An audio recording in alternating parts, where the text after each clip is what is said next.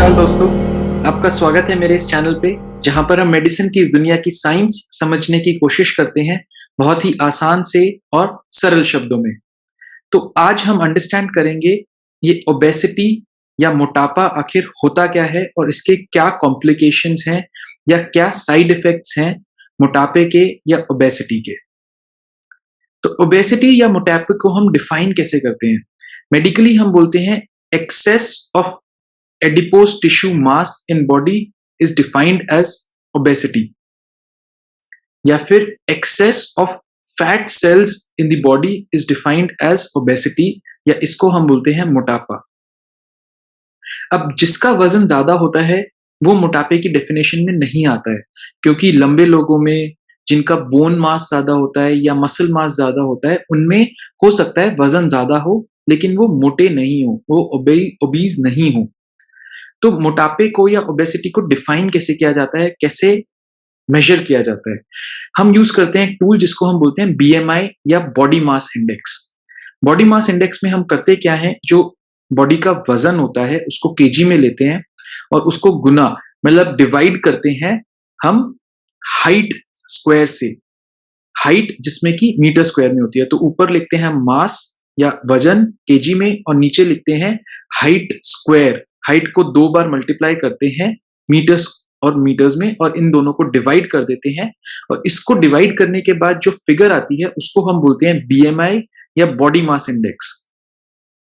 ये पाया गया है कि जिनमें भी बीएमआई 25 से ज्यादा होता है, बहुत सारी एपिडेमियोलॉजिकल रिसर्च ने ये पाया है कि अगर किसी का बीएमआई 25 से ज्यादा है तो वो इस रिस्क फैक्टर पे ज्यादा है कि उनको कोमॉर्बिड कंडीशंस या कॉम्प्लिकेशंस ऑफ ओबेसिटी हो सकती है, जैसे कि हार्ट डिजीजेस, हाइपरटेंशन, बीपी की प्रॉब्लम, डायबिटीज, ये सब हो सकती हैं अगर आपका बीएमआई 25 से ज्यादा है।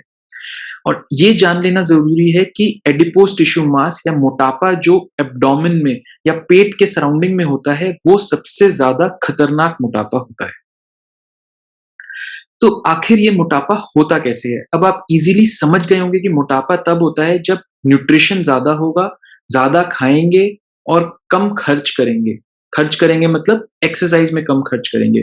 तो अगर आप ज्यादा खाएंगे और कम एक्सरसाइज करेंगे या कम उसको स्पेंड करेंगे एनर्जी को, तो होगा क्या, एक एक्यूमुलेशन स्टार्ट होता चले जाएगा बॉडी में और इसकी वजह से मोटापा या ओबेसिटी हो जाती है। लेकिन ये इतना सिंपल नहीं है, क्योंकि एक्सेस न्यूट्रिशन, एक्सेस खाना या एक्सेस एपेटाइट होना हो सकता है एक न्यूरो एंडोक्राइन, मेटाबॉलिक या जेनेटिक रीजन की वजह से भी हो। सिमिलरली बॉडी कितना स्पेंड कर रही है, कितना एनर्जी स्पेंड कर रही है, वो भी हो सकता है मेटाबॉलिक या जेनेटिक फैक्टर्स डिटरमाइन कर रहे हो। इसलिए ये इतना सिंपल नहीं है, क्योंकि आपने अपने सराउंडिंग में ही बहुत बार ये देखा होगा कि कुछ लोग होते हैं जो बहुत ज्यादा खाना खाते हैं और एक्सरसाइज बिल्कुल नहीं करते हैं, फिर भी वो मोटे नहीं होते हैं, उनमें मोटापा नहीं चढ़ता है, वो ओबीज नहीं होते हैं। उसका रीजन होता है कि एक चीज होती है बेसल मेटाबॉलिक रेट, मतलब रेस्टिंग फेज में जो वो एनर्जी स्पेंड कर रहे हैं वो औरों से ज्यादा स्पेंड कर रहे हैं, इसलिए वो मोटे नहीं हो पाते हैं। तो दो ये सिंपल है कि अगर आप ज्यादा खाएंगे, कम एनर्जी स्पेंड करेंगे तो मोटे हो जाएंगे, but it is not so simple. ये इतना सिंपल नहीं है, क्योंकि इसके पीछे बहुत सारे मेटाबॉलिक और जेनेटिक फैक्टर्स भी डिटर्मिनिस्टिक हैं, बहुत सारे हार्मोनल फैक्टर्स डिटर्मिनिस्टिक हो सकते हैं। अब हम ये समझते हैं कि मोटापे का या ओबेसिटी का कॉम्प्लिकेशन क्या है। ठीक है, मोटापा हो गया, कैसे हुआ, ठीक है, बट इसके कॉम्प्लिकेशन क्या है और हमें ये जान लेना क्यों जरूरी है? क्योंकि मोटापा बहुत सारी डिजीजेस से लिंक्ड है। उनमें से सबसे इंपॉर्टेंट है डायबिटीज मेलाइटस टाइप 2 या जिसको हम बोलते हैं इंसुलिन रेजिस्टेंस डायबिटीज मेलाइटस। इसमें होता क्या है कि आपकी बॉडी में इंसुलिन तो होता है, लेकिन वो आपकी बॉडी में ग्लूकोज की मात्रा को कम नहीं कर पाता है। क्यों नहीं कम कर पाता है? क्योंकि आपकी बॉडी रेजिस्टेंट हो जाती है उस इंसुलिन के लिए। तो इसको हम बोलते हैं इंसुलिन रेजिस्टेंट डायबिटीज मेलाइटस या टाइप 2 डायबिटीज मेलाइटस, जो कि बहुत कॉमन कॉम्प्लिकेशन है ओबेसिटी का या मोटापे का। ये एक मेटाबॉलिक सिंड्रोम या सिंड्रोम एक्स बोलते हैं, उसका भी फीचर है। देन मोटापे या ओबेसिटी की वजह से आपको हाइपरटेंशन, बीपी की बीमारी हो सकती है। मोटापे की वजह से रिप्रोडक्टिव डिफिकल्टीज हो सकती हैं जो कि वुमेन में सबसे ज्यादा कॉमन है, फीमेल्स में कॉमन है, जिसका बहुत कॉमन नाम है पीसीओडी या पीसीओएस, पॉलीसिस्टिक ओवेरियन डिजीज। और इस डिजीज में होता क्या है कि वुमेन के या फीमेल्स के एग नहीं प्रोड्यूस होते हैं, जिसकी वजह से वो फर्टाइल नहीं हो पाते हैं और जिसकी वजह से बच्चा करने में डिफिकल्टीज आती हैं, मुश्किलें आती हैं। तो ये हो गया रिप्रोडक्टिव डिफिकल्टीज। देन ओबेसिटी आपके हार्ट को भी इफेक्ट करती है, इसमें बहुत सारे कार्डियोवैस्कुलर हार्ट के डिजीजेस हो जाते हैं। फ्रेमिंगम हार्ट स्टडी एक बहुत ही फेमस हार्ट स्टडी है मेडिसिन की दुनिया की, और इस हार्ट स्टडी ने पाया था कि ओबेसिटी डायरेक्टली लिंक्ड है हार्ट डिजीजेस से। तो जो लोग मोटे हैं उनमें हार्ट डिजीज होने के चांसेस बहुत ज्यादा हैं। देन लंग्स में प्रॉब्लम हो सकती है, जो कि हम बोलते हैं ऑब्स्ट्रक्टिव स्लीप एपनिया या स्लीप एपनिया। अब होता क्या है, मोटापे की वजह से आपके थोरैक्स में, चेस्ट पे वो एब्डोमेन इफेक्ट डालती है, प्रेशर डालती है, जिसकी वजह से लंग्स में कैपेसिटी कम हो जाती है, लंग्स की क्षमता कम हो जाती है, जिसकी वजह से स्लीप एपनिया, रात को सोने में डिस्टर्बेंसेस हो सकते हैं। देन लिवर में प्रॉब्लम हो सकती है। लिवर में एक स्पेसिफिक प्रॉब्लम होती है जिसको हम बोलते हैं नॉन अल्कोहलिक स्टीएटोहेपेटाइटिस। हम ये भी बोलते हैं कि बहुत सारे मोटे लोगों में आजकल ग्रेड 1 या ग्रेड 2 फैटी लिवर पाया जाता है।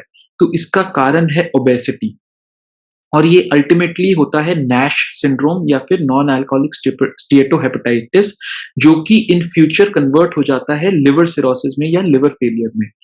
तो यस, जो ये मिसकंसेप्शन है कि लिवर सिरोसिस या लिवर फेलियर सिर्फ अल्कोहल से होता है, ये गलत है। आजकल बहुत कॉमन है, अल्कोहल से ज्यादा ओबेसिटी की वजह से लिवर फेलियर बहुत ज्यादा कॉमन है। देन बोन की डिजीजेस हो सकते हैं। होता क्या है कि वजन ज्यादा होने की वजह से आपके जॉइंट्स पे डीजेनरेटिव चेंजेस हो सकते हैं, बोन्स के ऊपर, जॉइंट्स के ऊपर वजन आता है, जिसकी वजह से डीजेनरेटिव चेंजेस हो सकते हैं। देन ओबेसिटी में बहुत सारे इन्फ्लेमेटरी फैक्टर्स रिलीज होते हैं जो कि बोन्स की डेंसिटी कम करते हैं, बोन्स को इफेक्ट करते हैं। देन और क्या हो सकता है कि आपको गाउट हो सकता है। गाउट एक तरह की बीमारी है जो कि ओबेसिटी से लिंक्ड है। देन लास्टली हम डिस्कस करते हैं कैंसर्स। कुछ गैस्ट्रोइंटेस्टिनल पेट के कैंसर्स हैं, कुछ रिप्रोडक्टिव सिस्टम्स के कैंसर हैं जो कि कोरिलेट किए गए हैं कि ओबेसिटी या मोटे लोगों में ज्यादा पाए गए हैं। तो ये सारे हो गए कॉम्प्लिकेशंस ऑफ ओबेसिटी या मोटापा। और आपने रियलाइज करा होगा कि बॉडी में टॉप से लेकर बॉटम तक ओबेसिटी हर अंग को, हर पार्ट को इफेक्ट कर रही है और हर पार्ट में कॉम्प्लिकेशन कॉज करने की क्षमता रखती है। तो इसीलिए ओबेसिटी स्टडी करना और समझना बहुत जरूरी है। अब हमने ये तो समझ लिया कि ओबेसिटी क्यों हो रही है और उसके कॉम्प्लिकेशंस क्या है, बट अल्टीमेटली किसी भी चीज को समझने से कुछ नहीं होगा, उसका सोल्यूशन करना जरूरी है। तो मेडिसिन की दुनिया में क्या मैनेजमेंट के प्रोटोकॉल्स हैं ओबेसिटी के लिए, मोटापे के लिए, उसको समझते हैं। तो हम इसके मैनेजमेंट को या ट्रीटमेंट को दो हिस्सों में बांटते हैं। पहला हिस्सा बोलते हैं लाइफस्टाइल मॉडिफिकेशंस एंड सेकंड बोलते हैं फार्माकोलॉजिक और एलोपैथिक ट्रीटमेंट। जो लाइफस्टाइल मॉडिफिकेशंस होते हैं उसका सबसे पहला हिस्सा होता है डाइटरी मॉडिफिकेशंस।